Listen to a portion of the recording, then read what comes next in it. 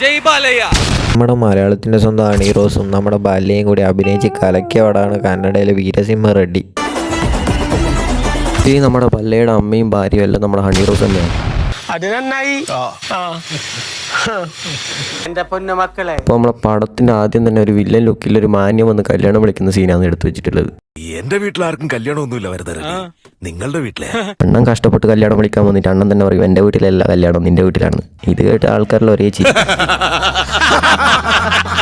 ചിരി ഇഷ്ടപ്പെടാത്ത അണ്ണൻ അവിടെ ഇല്ല എല്ലാരെയും കൊന്നിട്ട് ഒരു വീടിയും വലിച്ചിട്ട് തന്റെ പാട്ടിന് പോയി. അടുത്ത സീനിൽ നമ്മൾ ഹണി റോസിന്റെ ഹോട്ടലിൽ വന്ന ഒരാൾക്ക് ഫുഡ് ഇഷ്ടപ്പെട്ടതുകൊണ്ട് ആ ഹോട്ടൽ സ്വന്തമായിട്ട് വേണമെന്ന് പറയും. എനിക്ക് വേണം ഇത്, ഇല്ലെങ്കിൽ കൊല്ലും ഞാൻ. പക്ഷേ നമ്മൾ അണിച്ചേച്ചത് കൊടുക്കാത്തതുകൊണ്ട് അണ്ണൻ അവിടെ മൊത്തം അടിച്ചു പൊളിച്ച്. അടുത്ത സീനിലാണ് നമ്മുടെ നായകൻ ബല്ല ഇതിന് പ്രതികാരം ചെയ്യാൻ വേണ്ടി കളത്തിലിറങ്ങുന്നത്.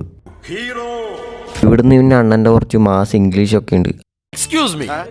What's happening here? This is the power of Ragi Foods and Nadan Kori soup. ഇതിനിടയിൽ നമ്മുടെ ഹണി റോസ് ബല്ലയടിച്ച ആൾക്കാർ ആശുപത്രിയിലും ആക്കി അതിന്റെ റിപ്പോർട്ടും കൊണ്ട് നമ്മുടെ ഹോട്ടൽ വേണമെന്ന് പറഞ്ഞ മുതലാളിൻ്റെ അടുത്തേക്ക് പോകുന്നുണ്ട്.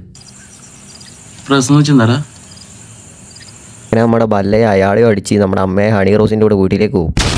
ഇനി നമ്മുടെ നായിക ശ്രുതിഹാസന്റെ വരവാണ്. നല്ല അപരാധം പിടിച്ച എൻട്രി ആയിരുന്നു ശ്രുതിഹാസൻ്റെ. നമ്മുടെ ബല്ലേന്റെ വെടിയുണ്ട് നമ്മുടെ ശ്രുതിഹാസന്റെ ചെവിയുടെ അടുത്തേ കൂടി പോയതുകൊണ്ട് ചെവി കേൾക്കാതാവുന്നു. അവസാനം വീണ്ടും ബല്ലയെ തന്നെ ഒന്നും കൂടി വെടിവെച്ച് ആ ചെവി ശരിയാക്കി കൊടുക്കുന്നത്. ഇതിലൊരു മാല ഇട്ട് ചന്ദനത്തിരി കത്തിക്കാൻ നിനക്ക് എന്നാ യോഗം ഉണ്ടാവുക? അപ്പൊ അവര് തമ്മിൽ അടങ്ങാത്ത പ്രേമുണ്ടാകുന്നു. പിന്നെ അവിടുന്ന് ഒരു കപ്പിൾ സോങ്ങും അണ്ണൻ്റെ കുറച്ച് ടഫ് സ്റ്റെപ്സും. അങ്ങനെ നമ്മളെ ശ്രുതിഹാസൻ അണ്ണനെ വിളിച്ച് പറയും അണ്ണൻ്റെ അച്ഛനും അമ്മേനും കൂട്ടി വീട്ടിലേക്ക് വരാൻ. ഇത്രകാലം അണ്ണൻ വിചാരിച്ച അണ്ണനൊരു തന്തയില്ല കഴിവരെയാണ്. പക്ഷെ അന്നാണ് അണ്ണനെ സത്യം മനസ്സിലാക്കി, അണ്ണനൊരു തന്തയുണ്ട് കൈസ്.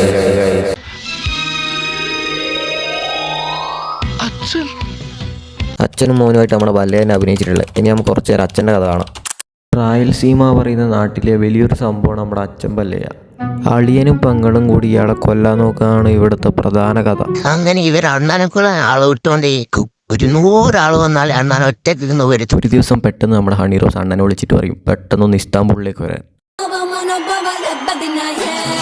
അണ്ണൻ അത് കേട്ടവാതി കേൾക്കാത്തവാതി അടുത്ത ഫ്ലൈറ്റിന് കയറി ഇസ്താംബുളിലേക്ക് വിടും.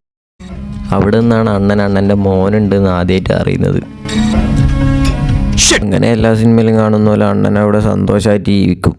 പെട്ടെന്ന് അണ്ണൻ്റെ അളിയനും മകളും വന്ന് അണ്ണനെ ഇസ്താംബുളിൽ വെച്ച് തട്ടും. അതിൻ്റെ മുമ്പുള്ളൊരു സീനിൽ അണ്ണൻ പഴക്കൊല തൂക്കിയിടുന്ന പോലെ ഗുണ്ടകളെ തല്ലി കെട്ടിത്തൂക്കുന്ന സീനൊക്കെ ഉണ്ട്. അങ്ങനെ നമ്മുടെ ബല്ലേൻ്റെ ബോഡിയായിട്ട് രായൽസീമയിലേക്ക് ഇവർ യാത്രയാവുന്നു.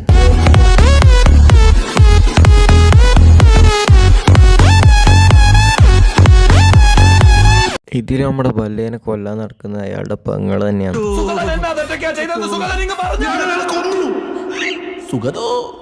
നമ്മുടെ ബല്ലയുടെ പെങ്ങൾ കെട്ടാൻ വെച്ചിരിക്കുന്ന ചെക്കനാ. നമ്മുടെ ബല്ലയെ കാരണമാണ് മരിച്ചെന്ന് വെച്ച് പെങ്ങൾ നേരെ പോയി ആ കാട്ടുമാക്കാനെ കല്യാണം കഴിച്ച് ബല്ലയെ കൊല്ലണം എന്ന് പറഞ്ഞ് നടക്കുന്നതാണ് ഇതിന്റെ പ്രധാന. ഇതിൽ നമ്മുടെ ബല്ലയ്ക്ക് സ്വന്തമായിട്ട് ഒരു പാട്ടൊക്കെ കൊടുത്തിട്ടുണ്ട്.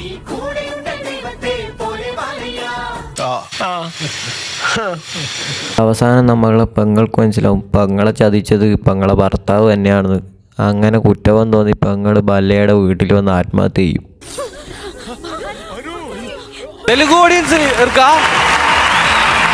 അവസാനം ഇതിൻ്റെ പ്രതികാരമായിട്ട് നമ്മുടെ വില്ലൻ്റെ തല വെട്ടിയിട്ട് ബല്ലയെ പ്രതികാരം ചെയ്യും. അങ്ങനെ പടം ഇവിടെ കഴിഞ്ഞ്.